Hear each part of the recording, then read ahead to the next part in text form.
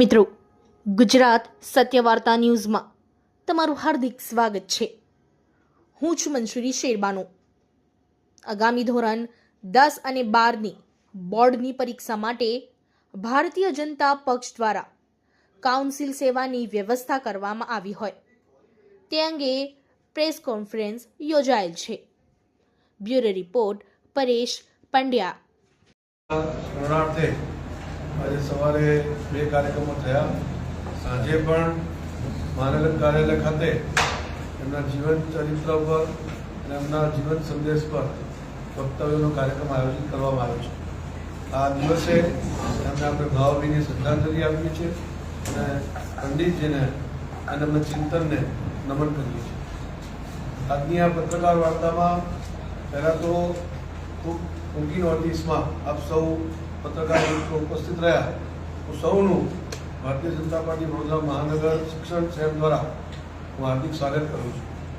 આ પ્રેસ વાર્તામાં ઉપસ્થિત મહાનગરના મહામંત્રી શ્રી લખનેશભાઈ, શ્રી દીપકભાઈ, શ્રી રમેશભાઈ એવં મહાનગરપાલિકાના પદાધિકારી એવા ડેપ્યુટી મેયર શ્રી ચિરાગભાઈ, નેતા પક્ષ મનોજભાઈ, કંડક્ટર શ્રી શૈલેષભાઈ એવં શિક્ષણ સેલના કમિશનર ભરતભાઈ અને અન્ય કાર્યકર્તાઓ અને મીડિયાના ઇન્ચાર્જ મહાનગરના એવા શ્રી પાર્થભાઈ જોશી અને સૌ પત્રકાર મિત્રો, આજનો જે આ પત્રકાર વાર્તાનું આયોજન કરવામાં આવ્યું છે વિશેષ આવનારા દિવસોમાં એટલે કે 26 ફેબ્રુઆરીથી જે ધોરણ 10 અને 12ના વિદ્યાર્થીઓની સમગ્ર રાજ્યમાં પરીક્ષાઓનું આયોજન થયું છે એ સંદર્ભમાં જે ભારતીય જનતા પાર્ટીના શિક્ષણ સેલ દ્વારા જે આયોજન થયું છે એના માટે આ પ્રેસ વાર્તા ખાસ બોલાવવામાં આવી છે।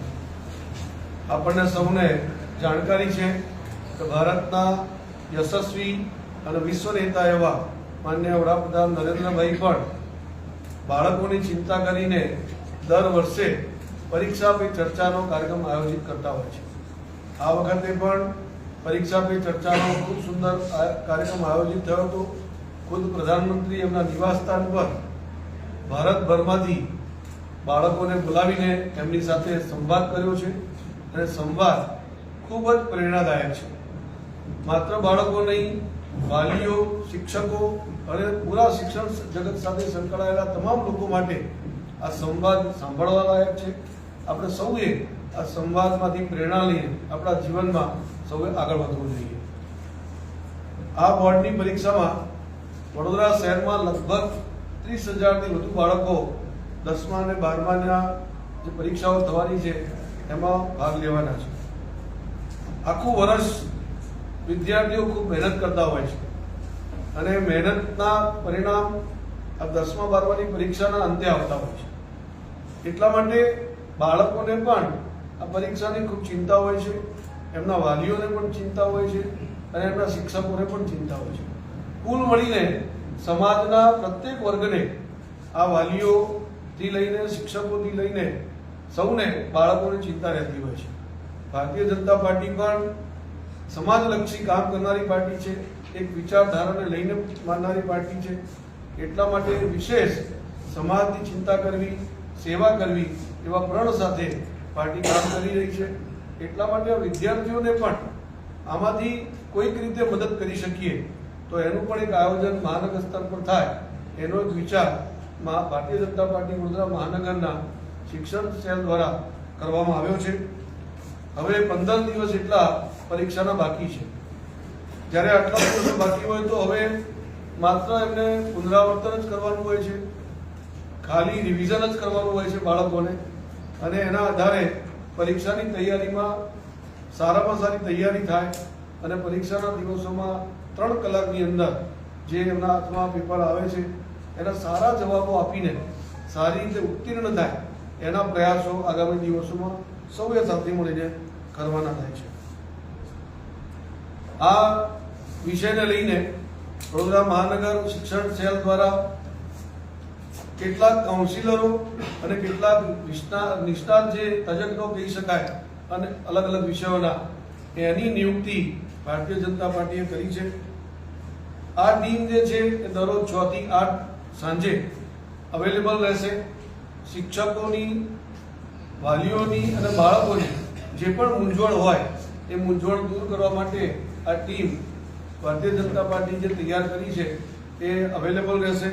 આપ સૌ પ્રેસ મીડિયાના માધ્યમથી સૌને જણાવું છું કે આપણે સૌ એનો લાભ લઈએ અને તમારી પરીક્ષામાં આવતી મુશ્કેલીઓ, એની આવતી મૂંઝવણો આપણે દૂર કરીએ અને પરીક્ષામાં બહુ સારી રીતે આપણે હાજર રહીને સારી રીતે પ્રશ્નોના જવાબ આપીએ એના માટે આ ટીમ બનાવી છે. વિદ્યાર્થીઓને વિવિધ વિષયોમાં, જેમ કે કેટલાક વિષયો લિટરેચરના હોય છે જેમાં લેન્ધી લખાણ લખવાનું હોય છે, કેટલાક વિષયો ગણિતિક હોય છે તેમાં કેલ્ક્યુલેશન્સના વિષયો હોય છે, કેટલાક વિષયો સાયન્સ રિલેટેડ હોય છે, બાયોલોજી, ફિઝિક્સ વગેરે. તો એની અંદર ફોર્મ્યુલાસથી લઈને અનેક વિષયો પણ રહેતા હોય છે. જ્યાં જ્યાં આપણને મુશ્કેલી જણાય, જે વિષય નિષ્ણાત નિયુક્ત કર્યા છે એની સાથે આપણે વાર્તાલાપ કરીને આપણા વિષયોનું મૂંઝવણ આપણે દૂર કરી શકીશું.